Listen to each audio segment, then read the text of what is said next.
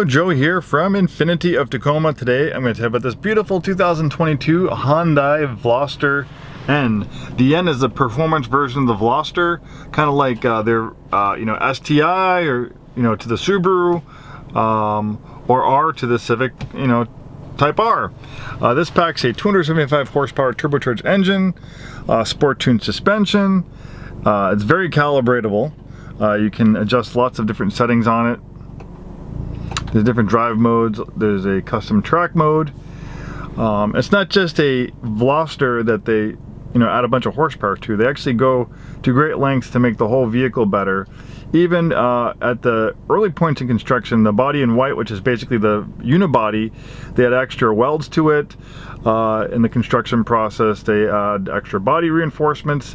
They say the body structure is about 7% stronger than a regular Veloster.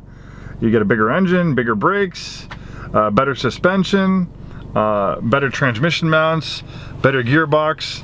A lot of things are greatly improved on the N version of the Veloster. Nice, comfortable seats.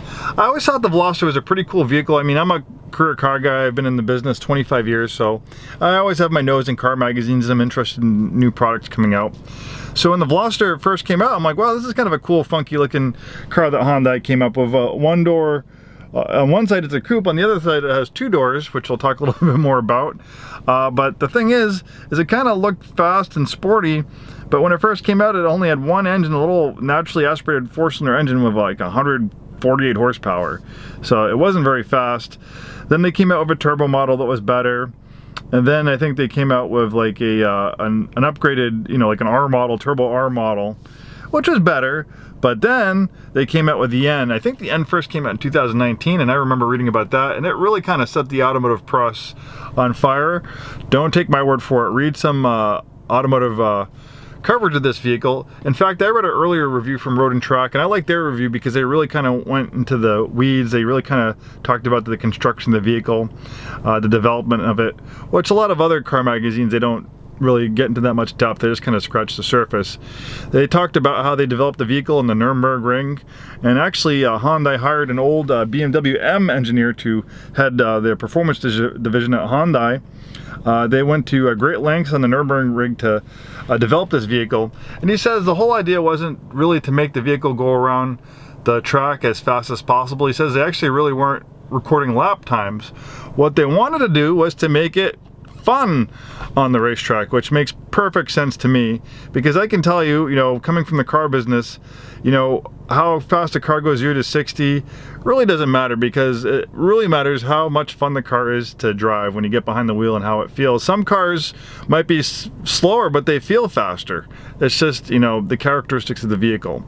And from what I've read, the Veloster N really is a very, very fun car to drive, so they did a great job. They nailed it. I don't know, I just drove it across the street, but maybe if we have some time, we can take this one for a spin together.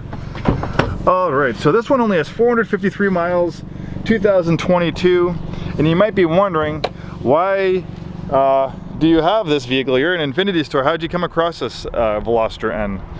Well, I purchased it from Tesla. Tesla only sells pre-owned Teslas. And they don't really even sell that many pre-owned Teslas. In fact, Tesla's kind of really more into just selling new vehicles. I actually buy a lot of pre-owned Teslas from Tesla. They really seem to really just be interested in selling brand new electric cars. And the problem with this is an internal combustion engine. Tesla is a clean engine, clean air company. They're a clean vehicle company, clean energy company. That's the word I'm looking for. So it wouldn't be very good optics to be selling used gas-powered cars that they take in trade. Most other car dealerships, they take a car like this on trade, they keep it, and they sell it. But not Tesla. They sell them at the auction to dealerships like us. And of course, it's a feeding frenzy because they have some beautiful trade-ins. Teslas are very expensive, and people who buy Teslas usually do pretty well, and they have lots of nice cars to trade in. So we're all salivating over the Tesla lane at the auto auction when they're running their trade-ins, and this one was probably one of the nicest ones with 453 miles. it still has the happy tag. It still had the happy tag in it when we got it. So the person who bought this one, they didn't have it that long before they traded in for a Tesla. My guess is since most Teslas, it's like a 4, 5, 6 months wait. So maybe he ordered a Tesla thinking it would take a little bit longer to come in, and he figured, okay, well maybe I'll buy this just to hold me over till my Tesla comes in, and maybe it came in a little bit sooner than he thought, and he went ahead and traded it. I don't know, I'm just speculating, but I can tell you 100%, it only has 453 miles on it. It's local 1 owner clean Carfax. It's a Tesla trade, and it had its happy tag on it. So the person who owned it didn't really have it that long.